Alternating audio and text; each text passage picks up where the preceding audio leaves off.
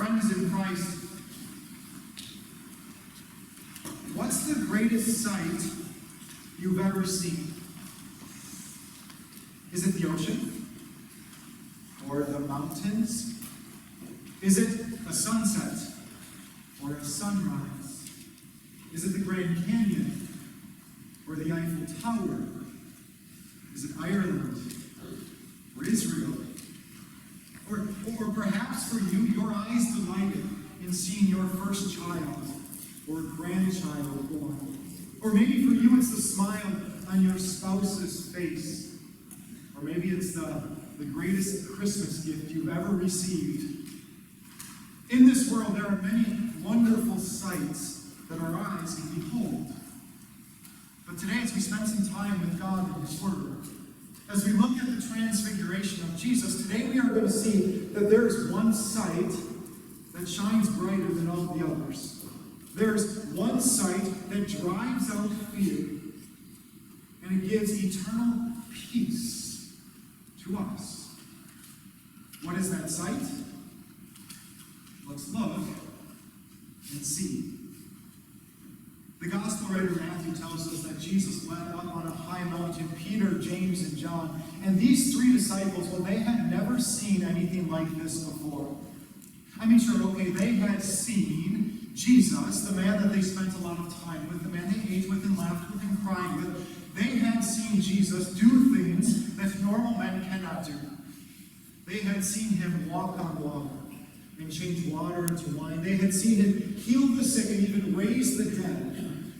But this, Matthew chapter 17, no, they had never seen anything like this before. Matthew tells us, Jesus led them up a high mountain, and there before them he was transfigured. His face shone like the sun, and his clothes became as white as the light. Jesus was transfigured, or literally in the Greek, that word is metamorphosis. Jesus underwent a metamorphosis. His appearance changed, so that when the disciples look at Jesus, they no longer see a man. They see God. His face is bright as the sun, his clothes as white as the light. What a sight. They had never seen anything like this before. The transfiguration wasn't over, because next, when the disciples look up, Moses and Elijah appeared before them, talking with Jesus. Moses, that individual that we read about in our first lesson, the one who went up on Mount Sinai and the glory of the Lord covered him. God gave him his laws and his commands. Elijah, the one that God took up into heaven by a fiery chariot. The disciples look up, and if seeing Jesus in his glory and splendor were not enough, they see Moses and Elijah, these two pillars of the Old Testament, standing there, talking with Jesus. What a sight. They had never seen anything like this before. Peter, at this point, as he has the tendency to do, Peter can't keep his mouth shut. Instead of just looking up in awe at the transfiguration, he needs to speak up now.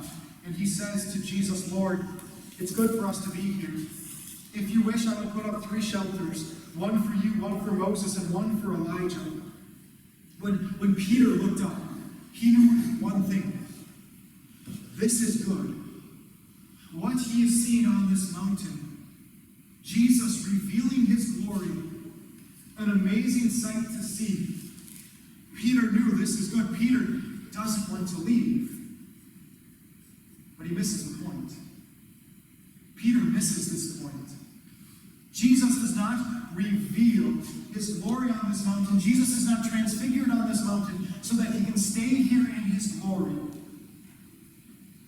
But he still has work to do. Jesus still has to travel down this mountain. So instead of taking Peter up on his offer, or even really responding to Peter, Matthew tells us that as Peter is still speaking, a bright cloud enveloped them, and a voice from the cloud said, "This is my son whom I love. With him I am well pleased. Listen to him." Now the disciples had seen something like this before. to the beginning of Jesus' ministry, when he was baptized, as he came up out of the Jordan River. The Bible tells us that the heavens opened and God the Father spoke to those who were there, "This is my Son whom I love, with him I am well pleased." And now here at the end of his ministry on the Mount of Transfiguration, God the Father again says the same thing. The disciples had seen something like this before. Kind of. But not really. Because notice what Matthew says, now a bright cloud envelops them. And God the Father speaks directly to Peter and James and John. These three disciples, they are eye to eye, if you will. They are eye to eye with the Almighty, all-powerful, all-holy God. And God is speaking directly to them. The disciples had never seen anything like this before. And so what would be your reaction? How would you react to this? Jesus leads you up high on a mountain. And there before you, he is transfigured. His appearance changes. You see him in his glory, face to face. You look up, and you see Moses and Elijah, two men who have not walked this earth for hundreds of years, standing before you, talking with Jesus. You look up, and a bright cloud envelops you. And the Almighty, all-powerful, all-holy God is speaking directly to you. How would you react? It's no surprise that Matthew tells us, when the disciples heard this, they fell face down to the ground, terrified. It's no surprise that these men are afraid, that they're scared, that they're terrified. Because the natural reaction of a sinful person in the presence of a holy God is fear. The natural reaction for a sinful person to be in God's presence, it's fear. These disciples, they are sinful men. I mean, Peter, just 6 days prior to this, even went so far as telling Jesus, the Almighty God, telling Jesus what he needed to do or what he really didn't need to do. Peter told him, you don't need to go to the cross. James and John, just a few weeks after this, would go so far that while Jesus, their God, was busy serving them, Peter, James, and John would go so far as to tell Jesus and argue amongst themselves, we are greater than you. These men are sinful men. And so it's no surprise that when they look at themselves and they see their sin, and then they look up and they see whose presence they are in, the all-holy God's, it's no surprise they fall face down to the ground, terrified. It's no surprise because that's our reaction too. When we look, and I mean when we really look at our God, and we see who he is on this holy mountain, we see his holiness, his purity, his righteousness, his blessedness, his perfection. And then we look at ourselves, and we see, like Peter, there can be times we think we know better than God. Times where maybe we think, God, you need to be doing this, or you don't need to be doing this in my life or in this world. Or like James and John, there can be times in our lives where our sinful pride may want to elevate ourselves above others. When we look at ourselves, when we look within, we see our sin. And then when we look up at this magnificent sight, and we see our God, holy and righteous and pure, our reaction is the same as that of the disciples. To fall face down to the ground, terrified. That's not surprising. What is surprising? Look again at verse 7. But Jesus came and touched them. "Get up," he said. "Don't be afraid."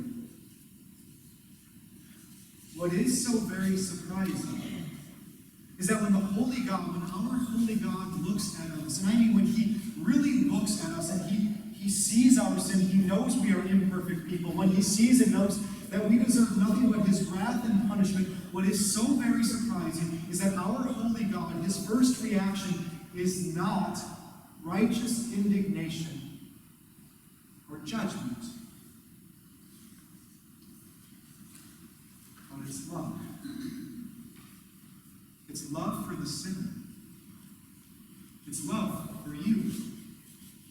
I mean, that's what we see with Jesus on this mountain. He looks, and he sees his three disciples face down to the ground, terrified. And so Jesus, in love, comes to them with tender affection. And like a mother would go and comfort her frightened child, Jesus comes to his disciples, and with love, he puts his hand on them and says, "Don't be afraid. Don't be afraid. Look up." And I love how Matthew puts this in verse 8. Matthew says, "When they looked up, they saw no one except Jesus." When they looked up, they saw no one except Jesus. What are you looking at? And I don't mean right now. I know you're looking at me. What are you looking at in your life? Where are your eyes? Where is your focus? What drives you? What consumes you? Is it your job? Or is it school? Is it your marriage? Or your kids? Is it friends? Is it a significant other? Is it money? Or the desire for success? Or the fear of failure? Is it your health? Or your house? Or your hobbies? Or maybe, let me just put it bluntly, is it yourself? The devil wants nothing more than for you and I to travel through this life with our attention focused on ourselves. Satan wants nothing more than for you and I to go through this life with our eyes looking within. Because Satan knows that when we look within, we really are only going to end up in one of two places. When we look within, we may end up where Peter, James, and John were, telling God what he needs to do, arguing amongst themselves which of us is the greatest. When we look within, Satan knows that can lead us to sinful pride. Or, if our attention is only focused on ourselves, if we only look within, that can lead us to where Peter, James, and John were, face down on the ground, terrified. If we only look within, we can become so quickly weighed down with guilt, overcome with sorrow because of our sin. And so Satan wants nothing more than for you and I to travel through this life with our eyes looking within. But the lesson of the Transfiguration, the lesson that Jesus teaches us today is, don't look within. Look up. Look up, Jesus says. Because when you look up, you will see no one except Jesus. Look up, Jesus says. Because when you look up, you will see Jesus on this mountain, revealing his glory to you, his true identity of God Almighty. Look up. Because when you look up, you will see your Savior coming to you like he does with the disciples today, coming to you gently to drive out your fears and to bring comfort to your distressed heart. Look up, Because when you look up, you will see your Savior determined not to stay on this mountain in his glory, but he is determined to walk down this mountain, to enter into Jerusalem one more time for you. Look up. Because when you look up, you will see Jesus during these next 40 days of Lent endure his suffering and his passion for you. Look up. Because when you look up, you will see your Savior extended high upon a cross, with nails piercing his hands and feet, suffering and dying to take away your every sin. Look up. Because when you look up, you will see Jesus' tomb empty, and an angel promising you, he's not here. He's risen. Don't be afraid. Because he lives, you will live. Look up. Because when you look up, you will see your Savior ascend high into the heavens, back to the right hand of God, but not before he promises you, I'm coming back for you. I will watch over you. I will guide you and protect you. Look up. Because when you look up, you will see Jesus right now at this very moment, preparing a place and a home for you in his kingdom. Look up. Because when you look up, one day you will see Jesus coming back down from the clouds to take you to be with him in his kingdom. Look up. Because when you look up, you will see no one except Jesus. So, my friends, look up. As you leave here today, as you go back into the world, as you go back into your lives, don't listen to Satan. Don't put your eyes where he wants you to put them. Don't look within.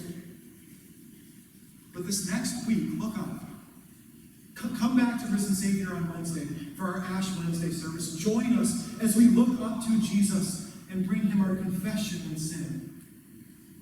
Join us during Lent for that new series, The People of the Passion, as we look up to Jesus and see what he was willing to endure for us. Begin every day this next week by looking up to Jesus in prayer. And every day this next week by looking up to him and his word. Live your life with your eyes always looking up. Because when you do, you will truly see the greatest sight any human eyes could ever behold. When you look up, you will see no one except Jesus. Amen.